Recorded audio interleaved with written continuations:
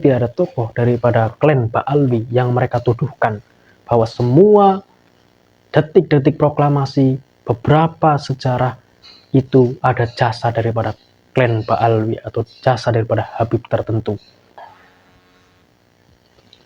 Assalamualaikum warahmatullahi wabarakatuh.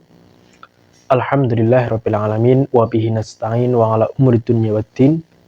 Shalatu wassalamu ala asyrafil anbiya'i wal mursalin wa ala ali sayyidina Muhammadin sallallahu alaihi wasallam. Saudara sebangsa setanah air yang dirahmati oleh Allah, bahwasanya sebentar lagi kita akan menemui tanggal di mana tanggal itu sangat bermakna bagi segenap tumpah darah bangsa Indonesia. Di mana tanggal itu mengandung sejarah panjang, di mana tanggal itu mengandung satu peristiwa yang mencekam, peristiwa yang penuh dengan heroik, peristiwa penuh dengan darah, serta peristiwa yang penuh dengan air mata. Karena apa, saudara sebangsa setanah air?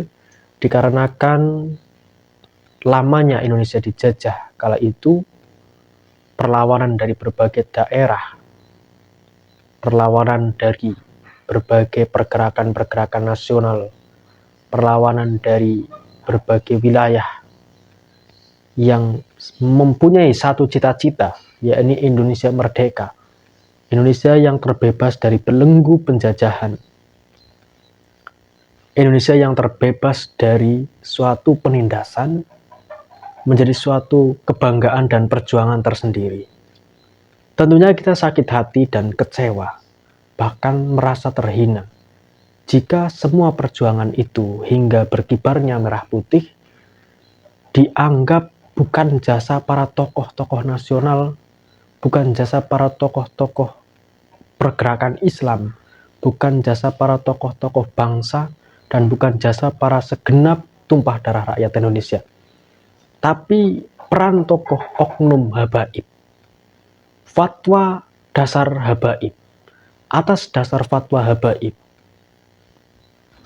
seolah-olah imigran Yaman datang dan mengklaim bahwa semua perjuangan itu sampai berkibarnya bendera merah putih tidak lepas dari kekuatan habaib.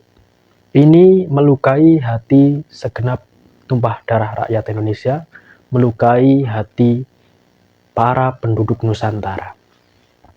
Saudara sebangsa setanah air, bahwasanya dikatakan oleh oknum Habib, dikala itu pengumuman kemerdekaan Negara Kesatuan Republik Indonesia atas dasar fatwa Habib ini, merah putih atas dasar fatwa Habib ini, dan lain sebagainya.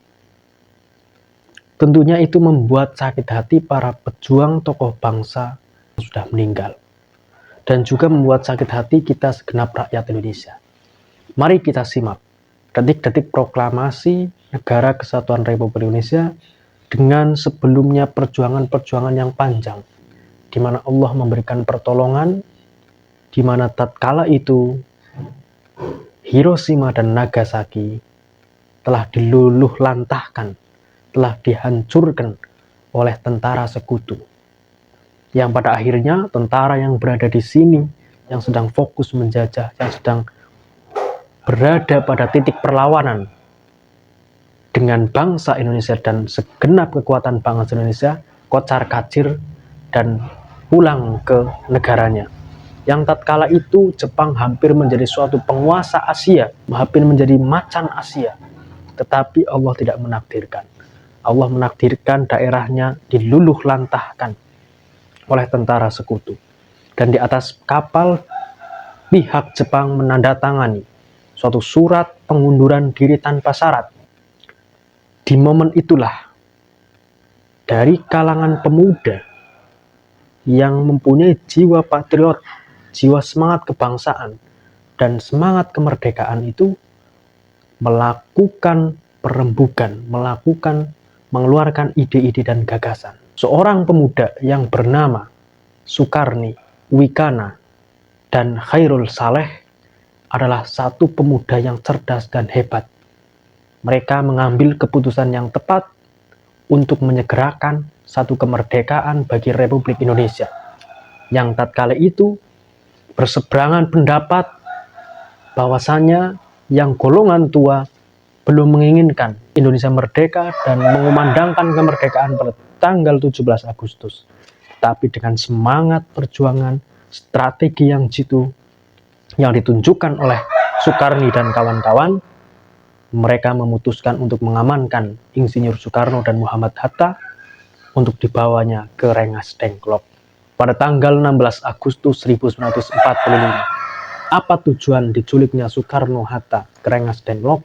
Di antara lain adalah menjaga Soekarno-Hatta supaya tidak terpengaruh oleh Jepang dan mencegah agar Jepang tidak cawe-cawe terkait pemikiran-pemikiran kemerdekaan yang akan dilaksanakan oleh bangsa dan negara Republik Indonesia ini. Perbedaan pendapat itu sempat hampir dimenangkan oleh golongan tua. Pasalnya Soekarno berpendapat, karena saya menjadi ketua PPKI. Namun golongan muda terus bergerak sesuai dengan pemikiran dan ide gagasannya, berjuang untuk kemerdekaan, mengamankan Insinyur Soekarno.